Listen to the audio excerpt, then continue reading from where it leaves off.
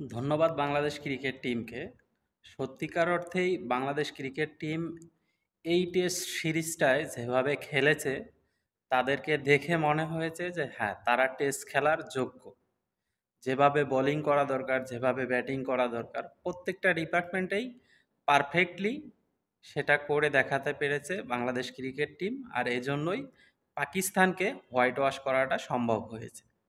তো আমরা এই বাংলাদেশকেই দেখতে চেয়েছিলাম, এরকম বাংলাদেশকেই চেয়েছিলাম যেটা এতদিনে এসে বাংলাদেশ করে দেখাতে পারছে।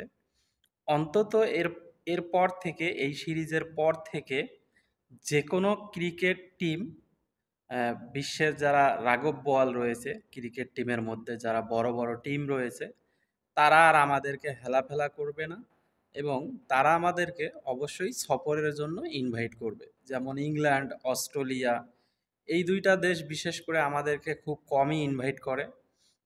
করে না বললেই চলে, আবার তারাও ঠিকঠাক মতো আসতে চায় না।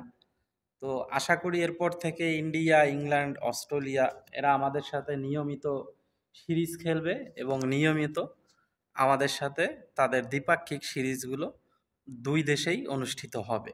এই আশাটা আমি এরপর থেকে অবশ্যই করতে পারি।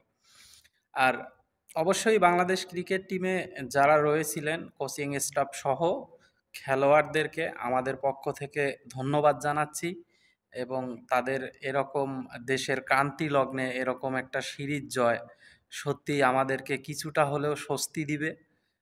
সেই সাথে আমাদের অনেক কিছু ভুলিয়ে দিবে এই টেস্ট সিরিজ জয়টা।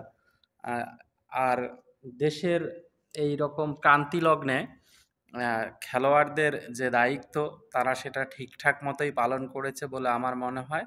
এখন আমাদের দায়িত্ব হচ্ছে আমরা তাদেরকে যে কোনো অবস্থাতেই যেন সমর্থন করি, তাদেরকে নিয়ে যেন একটু ট্রল কম করি। আমরা সাধারণত আবেগী। কেউ একটু ভালো খেললে অতিরিক্ত প্রশংসা করে ফেলি, আবার কেউ যখন একটু খারাপ খেলে তখন তাকে এতটাই পচাই যে সেটা বলে বোঝানোর মতো না। তাই আমরা যারা সমালোচনা করি বা বিভিন্ন মন্তব্য করি, তারা একটু বুঝে শুনে মন্তব্য করব। কেননা এরা প্রত্যেকটা খেলোয়াড়ই আমাদের দেশের জন্যই খেলে, আমাদের দেশের হয়েই লড়ে। তবে যে খারাপ খেলবে তাকে অবশ্যই টিমের বাইরে রাখতে হবে এবং যে ভালো খেলবে তাকে সবসময় সুযোগটা দিতে হবে, এই আশাটাই করব। বর্তমান বর্তমান ম্যানেজমেন্ট এবং বর্তমান বিসিবি বস যিনি, তিনি অত্যন্ত সৎ মানুষ, বিসিবি বস। আমরা আশা করব এরপর থেকে কোনো ভালো খেলোয়াড় অবহেলিত হবে না, কোনো ভালো খেলোয়াড়ের কেরিয়ার ধ্বংস হবে না। ধন্যবাদ।